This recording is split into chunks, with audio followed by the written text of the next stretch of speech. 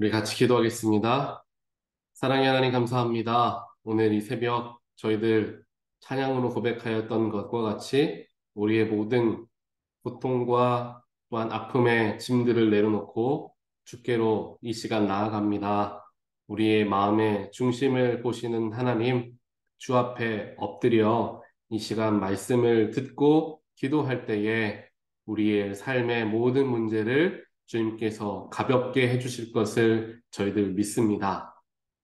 나의 삶을 주관하시는 하나님, 나의 모든 것을 인도하시고 계획하시며 또한 나의 삶에 큰 은혜를 허락하여 주시는 하나님, 하나님의 역사하심을 내 일상에서 우리가 경험하게 되기를 원합니다.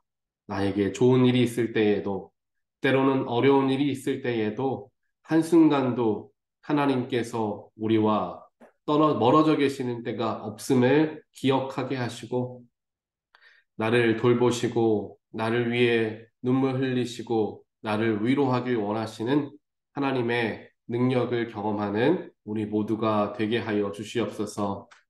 하나님 말씀을 이 시간 대합니다. 말씀을 대할 때에 성령께서 우리의 마음을 변화시켜 주시고 하나님의 말씀대로 순종하며 살아가는 그러한 변화 있는 삶, 또한 새로운 삶이 우리의 하루가 되어질 수 있도록 주여 축복하여 주시옵소서.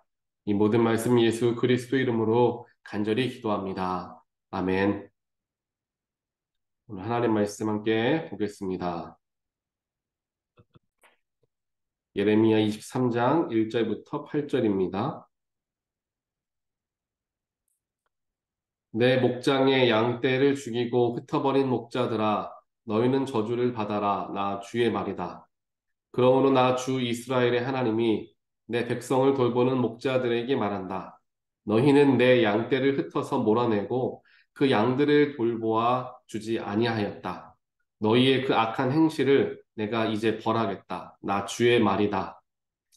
이제는 내가 친히 내 양떼 가운데서 남은 양들을 모으겠다. 내가 쫓아냈던 모든 나라에서 모아서 다시 그들이 살던 목장으로 데려오겠다. 그러면 그들이 번성하여 수가 많아질 것이다. 내가 그들을 돌보아 줄 참다운 목자들을 세워줄 것이니 그들이 다시는 두려워하거나 무서워 떠는 일이 없을 것이며 하나도 잃어버리는 일이 없을 것이다. 나 주의 말이다. 내가 다윗에게서 의로운 가지가 하나 돋아나게 할 그날이 오고 있다. 나 주의 말이다. 그는 왕이 되어 슬기롭게 통치하면서 세상의 공평과 정의를 실현할 것이다. 그때가 오면 유다가 구원을 받을 것이며 이스라엘이 안전한 거처가 될 것이다. 사람들이 그 이름을 주님은 우리의 구원이시다라고 부를 것이다. 그러므로 보아라. 그날이 지금 오고 있다. 나 주의 말이다.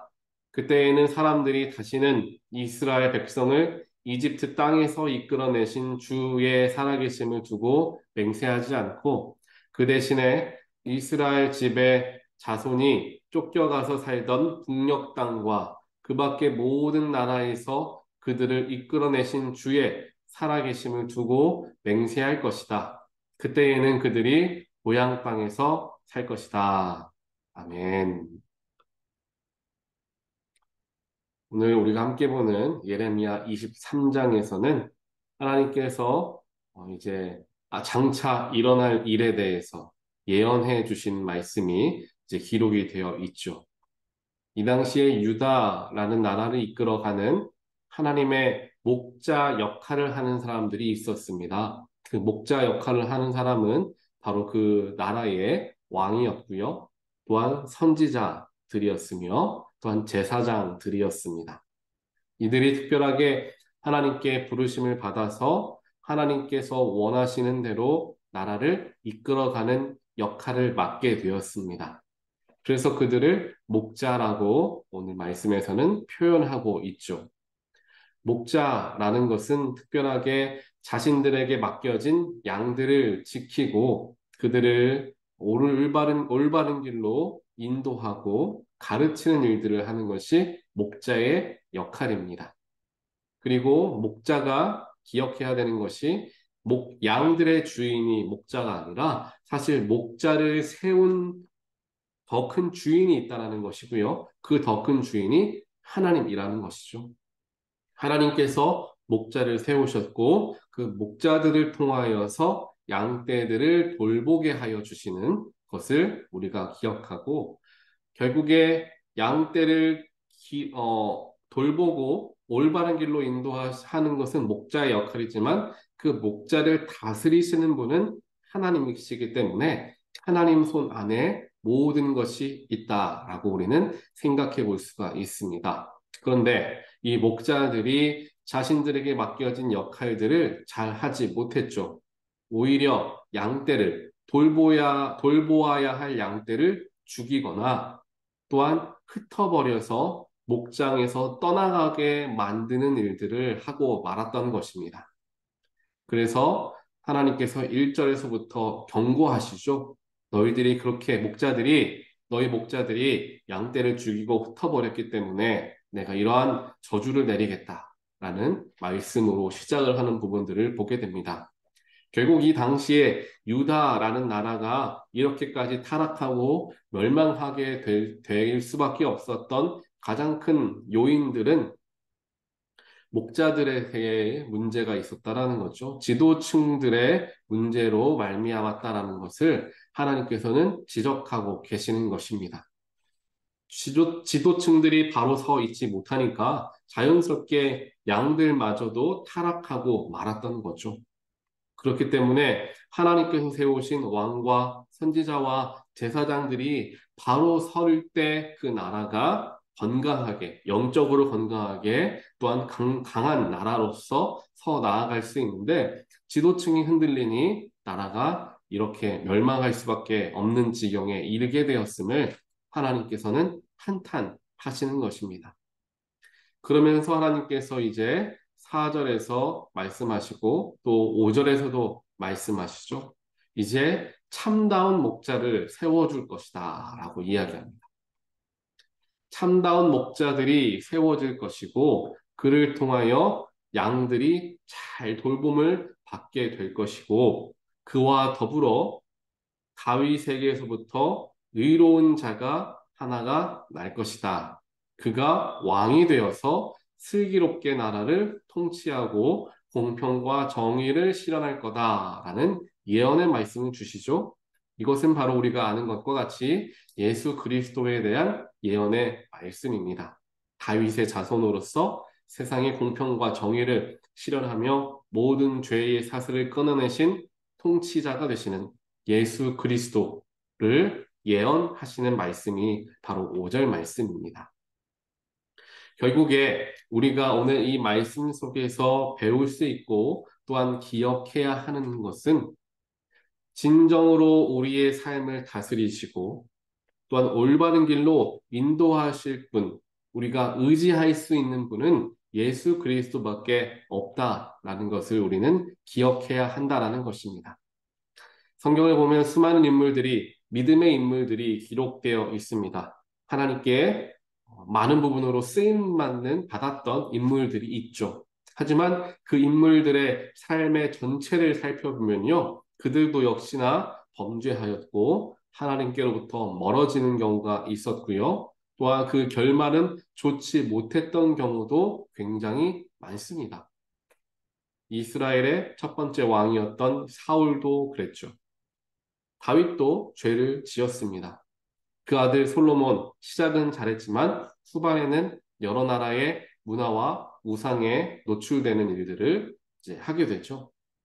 그렇게 성경의 수많은 인물들은 결국에는 실패하거나 죄를 짓게 되는 연약한 사람이다라는 것을 우리는 기억해야 합니다.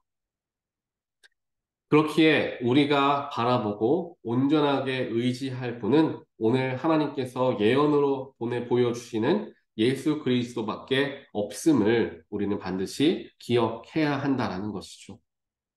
아무리 지도자로서 사람들이 각자의 자리에 앉아 있다 하더라도 그 사람 역시 사람인 거죠. 아무리 위대한 믿음의 사람이라 할지라도 그 사람은 사람인 거예요. 인간이라는 거죠. 연약한 인간이라는 겁니다. 언제든지 죄를 지을 수 있고 언제든지 연약한 모습을 보일 수밖에 없는 연약한 인간이라는 거예요. 그 믿음의 조상이라고 불리웠던 아브라함도 얼마나 위대한 사람입니까? 하나님의 말씀은 대로 아들 이삭을 번제물로 드릴 만큼 대단한 믿음을 가진 사람이죠. 아마 기독교인들 중에서 가장 존경하는 사람이 누구냐라고 말한다면 다윗 왕 혹은 믿음의 조상 아브라함에 대해서 이야기하는 사람들이 많을 겁니다. 그렇게 우리가 생각했을 때에 아브라함과 다윗 정말 대단한 사람이었지만 특별하게 아브라함 믿음이 신실한 사람이라고 우리가 알고 있지만 아브라함이 얼마나 큰 실수들을 많이 합니까? 사람을 속이는 일을 하고요. 아내를 팔아 넘기는 그런 일들도 서슴지 않고 하는 두 번이나 하는 그런 모습을 보여주죠. 하나님이 말씀하시는데 하나님 말씀을 못 들은 채 하고 그렇지 않을 거다 믿지 못했던 때도 있었습니다. 이렇게 믿음의 조상이라고 많은 사람들에게 칭송을 받는 아브라함조차도 이렇게 연약한 모습들을 가지고 있는 한계가 있는 인간이다라는 거예요. 그렇게 보았을 때 이 세상의 지도자들도 마찬가지고요. 영적인 지도자들을 바라볼 때에도 마찬가지입니다. 정말 위대한, 정말 많은 영적인 능력을 가지고 계시는 목사님들을 바라보면서 저 참 목사님 대단하신 분이다. 나도 저런 목사님과 같은 믿음을 가지면 좋겠다. 라는 생각할 수 있습니다. 하지만 그러한 분들도 결국에는 연약함을 가지고 있는 인간이라는 거죠. 왜 제가 이 말씀을 드리냐 하면은 연약한 부분을 가지고 있는 인간이라는 것을 우리가 전제하고 그러한 영적인 지도자들 또 다른 사람들을 바라보게 되는 것과 그렇지 않았을 때는 이제 실망하는 경우들이 생긴다라는 거예요. 물론 목회자들이 올바른 모습을 보이며 정말 믿음의 모습을 보이는 게 당연하지만 인간의 연약함이 있을 수밖에 없죠. 순간적으로 화가 날 수도 있고 여러 가지 어려움을 경험할 수 있습니다. 그런데 그 속에서 우리가 그분들을 바라보면서 실망할 수가 있잖아요. 어떻게 내가 믿었던 저 목사님이 저렇게 하실 수 있을까? 실망하는 경우들이 있을 수 있습니다. 하지만 그분들도 역시 인간이기 때문에 자신들이 가지고 있는 형편과 상황에서 나타나는 행동과 말들을 하는 것인데 그것이 누군가에게는 은혜가 될 수 있고요. 또 누군가에게는 상처가 되어질 수 있다는 거예요. 그게 인간의 한계이죠. 아브라함도 인간의 한계를 보여서 아내를 팔아 넘깁니다. 만약에 지금 그런 일이 있으면 아주 도덕적으로 엄청난 비난을 받고 아마 매장 당할 정도의 큰 일을 아브라함은 하고 말았던 거예요. 성경은 인간의 연약함을 고스란히 보여줍니다. 아무리 위대한 사람이고 아무리 하나님께 쓰임받은 사람이어도 그들은 연약한 인간이며 한계가 있는 인간이라는 것을 고스란히 보여줘요. 왜 그렇게 보여주느냐? 결국 인간이 아무리 믿음이 좋고 하나님 앞에 정말 보기 좋은 사람으로서 살아간다 할지라도 그들은 늘 하나님 은혜 없이는 살아갈 수 없는 사람이다. 이걸 보여주시길 원하는 거예요. 아무리 믿음이 좋고 아무리 정말 도덕적으로 경건하게 살아간다 할지라도 그들에게 끊임없는 하나님의 은혜가 부어지지 않으면 언제든지 넘어질 수 있고 언제든지 죄악을 범할 수 있는 연약한 사람임을 스스로가 기억하고 그래 내가 범죄하지 않고 내가 올바르게 살아가는 것조차도 하나님의 은혜 없이는 불가능한 일이다 라는 것을 깨우치기를 원하는 것입니다. 그래서 그리스도인이 되기 위해 세례를 받으면서 가장 먼저 하는 것이 내가 죄인이다라는 것을 인정하고 나서 이제 모든 것이 시작되는 거죠. 하나님을 처음 만나게 되면 내가 죄인이라는 것을 깨닫게 되는 거라. 그렇게 본다면 아무리 믿음이 좋아 보이는 사람, 아무리 영적으로 뛰어나 보이는 사람들조차도 죄가 있는 사람들이라는 거죠. 우리가 모르는 것만, 모르고만 있을 뿐이죠. 그렇게 우리의 소망을 사람에게 두어서는 안 되고요. 우리 모두는 언제든지 넘어질 수 있는 사람이다 라는 생각으로서 다른 사람들을 바라보아야 하고 우리가 정말 실망할 것 같다라는 염려하지 않고 온전하게 믿을 수 있는 분은 예수 그리스도밖에 없다 라는 것을 우리는 기억해야 하는 거예요. 그래서 하나님 믿는 것은 다른 사람들 때문에 믿는 게 아니에요. 내 주변에 있는 사람들, 우리 교회가 좋아서 우리 교회 목사님이 잘하시니까 그러니까 나는 하나님 믿고, 만약에 교회가 좋지 못하고 목사님이 별로 좋지 않으면 내가 하나님 믿지 않고 나는 하나님을 떠나고, 이렇게 된다면 나는 사람에게 내 마음의 중심이 왔다 갔다 하는 사람이 되는 거예요.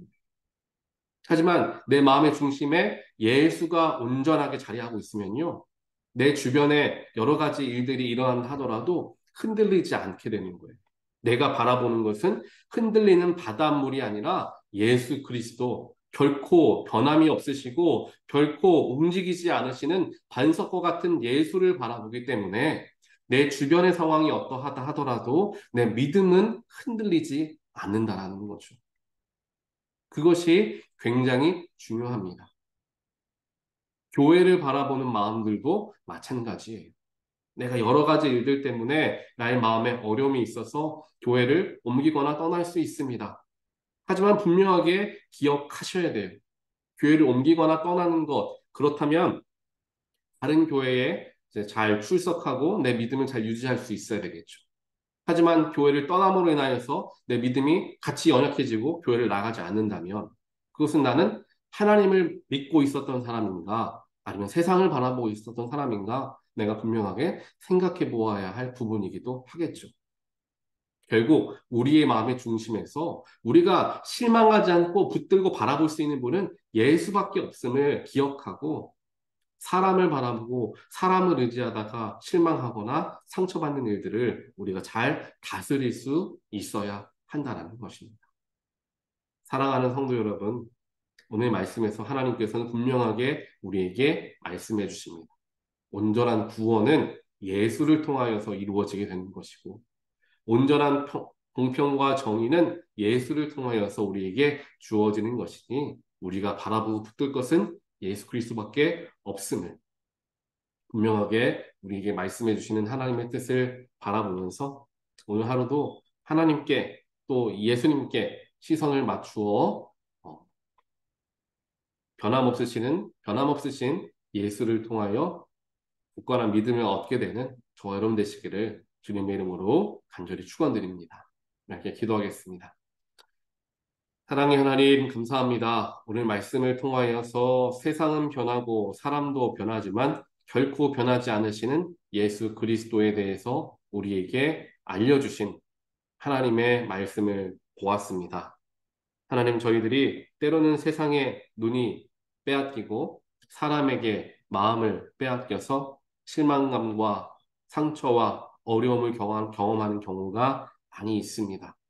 하지만 우리가 온전하게 의지할 분은 예수 그리스도 한 분밖에 없음을 하나님께서 오늘 우리에게 분명하게 알게 하셨고, 아무리 위대한, 아무리 믿음이 좋아 보이는 사람이라 할지라도 언제든지 실수할 수 있고 넘어질 수 있는 우리와 같은 성정의 연약한 사람이다라는 것을 우리가 인정하고, 사람에게서 소망을 찾는 것이 아니라 예수에게서 소망을 찾을 수 있는 우리 모두의 믿음이 될 수 있도록 하나님 축복하여 주시옵소서.